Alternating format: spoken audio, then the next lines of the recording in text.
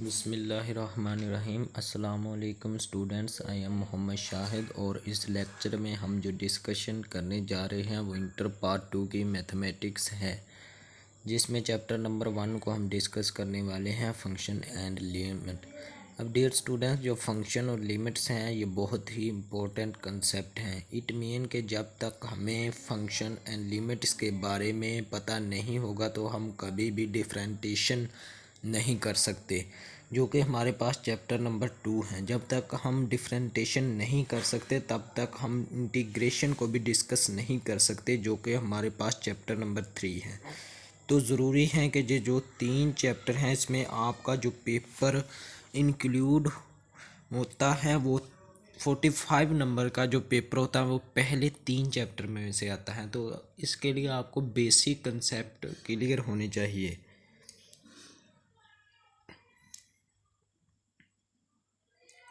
उन 3 चैप्टर से लिया जाता है। अगर आप इन 3 चैप्टर को अच्छी तरह से प्रिपेयर कर लेते हैं तो आप कभी भी इंटर पार्ट 2 की मैथमेटिक्स में फेल नहीं होंगे। अब ज़रूरी है कि हमारे बेसिक कंसेप्ट जो हैं वो क्लियर होने चाहिए, जो इम्पोर्टेंट वेरी। आगे आपने जब सेकेंड ईयर की मैथमेटिक्स को पास करने के बाद जब आपने इंट्री टेस्ट के लिए अप्लाई करना है या आर्मी टेस्ट के लिए अप्लाई करना है तो ये बहुत इम्पोर्टेंट कंसेप्ट सेकेंड ईयर की मैथमेटिक्स के मतलब पूछे जाएंगे, क्योंकि ये इसके अंदर बेसिक कंसेप्ट हैं।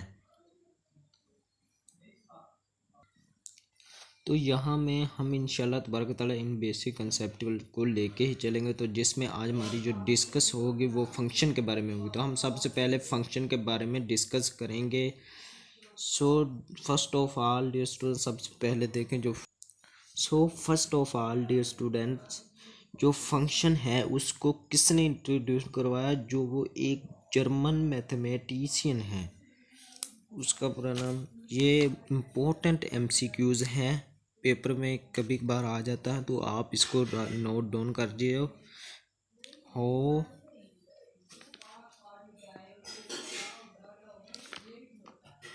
To introduced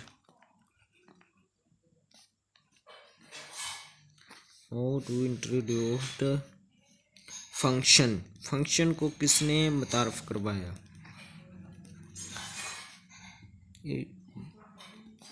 G.W. लेबनाइज। जबकि इनका पूरा नाम है ग्रोटी वाइल लिबनाइज। ये आपके पास एमसीक्यूज है। ये फंक्शन है, ये एक रिलेशन है। तो जब लेबनाइज ने इसे इंट्रोड्यूस किया तो उसने बताया कि ये जो फंक्शन है ये एक रिलेशन है। अब वो रिलेशन किस तरह का हो सकता है? ये रिलेशन दो वेरिएबल के दरमियान है, जो एक्स और वाई हैं। एक वेरिएबल इंडिपेंडेंट होगा और एक डिपेंडेंट होगा। देखिए हम रिलेशन को किस तरह प्रूव करके दिखाते हैं।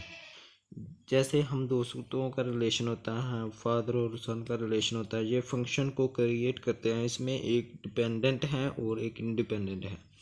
ये मैं आपको जनरल एग्जांपल दे रहा हूँ, पार्टिकुलरली ये कोई मैथमेटिकली नहीं है। ये डेली लाइफ की एग्जांपल आपको समझाने के लिए दे रहा हूँ। तो अगर आप ये 3 चैप्टर अच्छी तरह से पहले प्रिपेयर कर लोगे तो आपको इंशाल्लाह ताला कभी फेल नहीं होगे। तो इसके लिए हमारे चैनल एजुकेशन को सब्सक्राइब करें, ताकि हर नई आने वाली वीडियो आप तक बज़ीरा नोटिफिकेशन पहुँचती रहे और आपके इल्म में इजाफा हो। तो फर्स्ट ऑफ ऑल मैं आपको फंक्शन की डेफिनेशन बताता हूँ। आगे मैं आपको एग्जांपल प्रूव करके दिखाऊंगा और हमारे फंक्शन के बारे में बात क्लियर हो जाएगी। Definition of function. ये फंक्शन की डेफिनेशन क्या है? द रिलेशन, मैंने आपको बताया है द रिलेशन टू वेरिएबल के दरम्यान ये रिलेशन है एक्स वाई। ये दो वेरिएबल हैं, इनके दरम्यान रिलेशन है, हम उसको ही डिस्कस करेंगे। इसकी डेफिनेशन इसी के मुताबिक होगी। The relation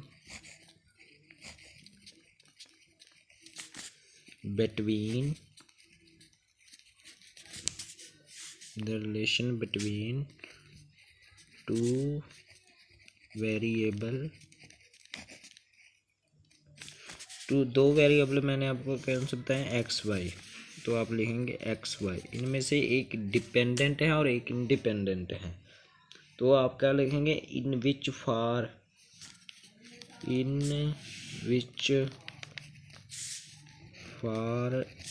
each value of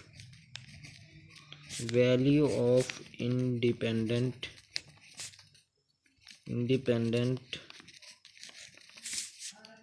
variable there exists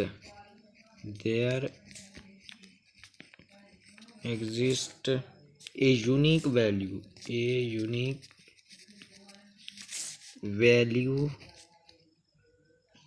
there exists a unique value of dependent variable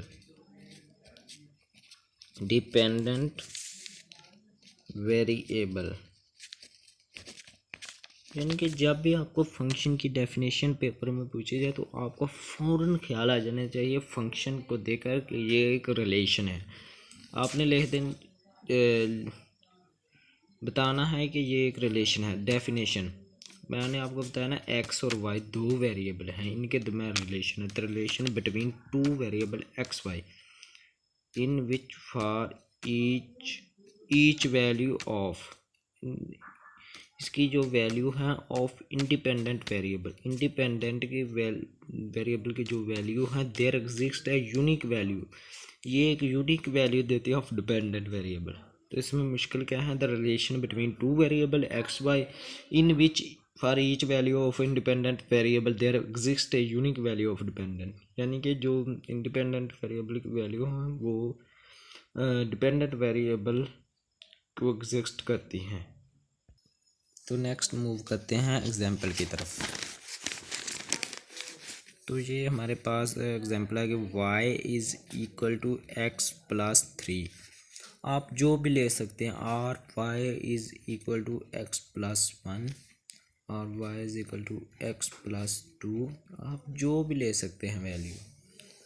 तो ये एक रिलेशन है, जैसे y is equal to x plus 3, x और वाई के दरमियान रिलेशन है। इसमें हम वाई को डिपेंडेंट भी कह सकते हैं और इंडिपेंडेंट भी कह सकते हैं। ऐसे करें, हम वाई को डिपेंडेंट कह लेते हैं, डिपेंडेंट और ये हो गया इंडिपेंडेंट हो। अब यहाँ पे एक बात समझने वाली है कि अब वो इस डेफिनेशन के मुताबिक हमें क्या कहता है, वो कहता है कि देयर एग्जिस्ट, देखें ना, each value of independent variable there exist a unique value of dependent variable.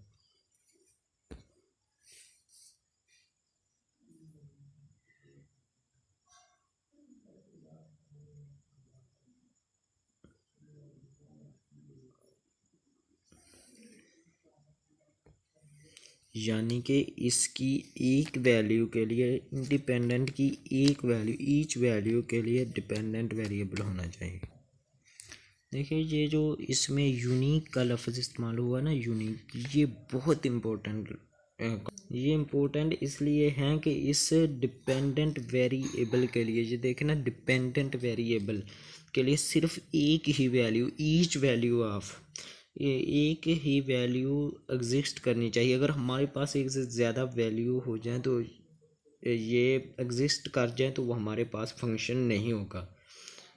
अब इंडिपेंडेंट वेरिएबल की जो वैल्यू है, क्योंकि ये हमारे पास एक डोमेन सेट है, डोमेन में हम अपनी मर्ज़ी की कोई भी नंबर ले सकते हैं। वो डिपेंड करता है कि डोमेन की डेफिनेशन के मुताबिक फंक्शन हमारा डेफिनेट होना चाहिए। जब हम अगले लेक्चर में डोमेन ऑफ द फंक्शन के ऊपर डिस्कस करेंगे तो आपको मैं डेफिनेशन भी क्लियर करवा दूँगा, डोमेन क्या होता है, रेंज क्या होता है। तब तक हमारे चैनल को सब्सक्राइब कर दें और साथ में दिए गए घंटी के निशान को प्रेस करना मत भूलें, ताकि हर नई आने वाली वीडियो आप तक पहुंच सके। मैं वो 100% कह रहा हूँ, तो अगर आप इस चैनल में ये 3 चैप्टर कर लेते हैं तो आप कभी भी फेल नहीं होंगे। तो इसके लिए हमारे चैनल को सब्सक्राइब कर दें। सो फर्स्ट ऑफ ऑल हम फर्स्ट एग्जाम्पल इसकी देखते हैं, y is equal to x plus 3। ये मैंने आपको कहा ना, आप जो भी वैल्यू ले सकते। इसमें हम x की वैल्यू पुट करते हैं। हम x को 1 के बराबर पुट कर, x is equal to 1 put in equation 1 कह लेते हैं, इन इक्वेशन 1, यानी कि हम इससे के अंदर पुट कर देंगे x की वैल्यू, y is equal to 1 + 3, y is equal to 4 आ गया। अब हम इसका स्क्वायर ले लेते हैं, y square is equal to x square + 3। फिर हम पुट करते हैं x is equal to 1, y square is equal to 1 का स्क्वायर + 3, 1 का स्क्वायर 1 ही होता, y square is equal to 4। फिर देख लें y की वैल्यू 4 ही आई है, यानी कि ये जो हमारा फंक्शन है ना, ये इक्वल रहा, यानी कि y की वैल्यू भी 4 आई है, इसकी वैल्यू भी, तो ये एक फंक्शन है। अगर इसकी वैल्यू बदल जाती तो ये फंक्शन नहीं होगा। तो मिलते हैं नेक्स्ट वीडियो में, उस वक्त तक हमारी डोमेन एंड रेंज वाले लेक्चर का इंतज़ार कीजिए। उसमें मैं आपको बहुत कुछ सिखाने वाला हूँ, वो लेक्चर मिस मत कीजिएगा। चैनल को सब्सक्राइब कर दें प्लीज़।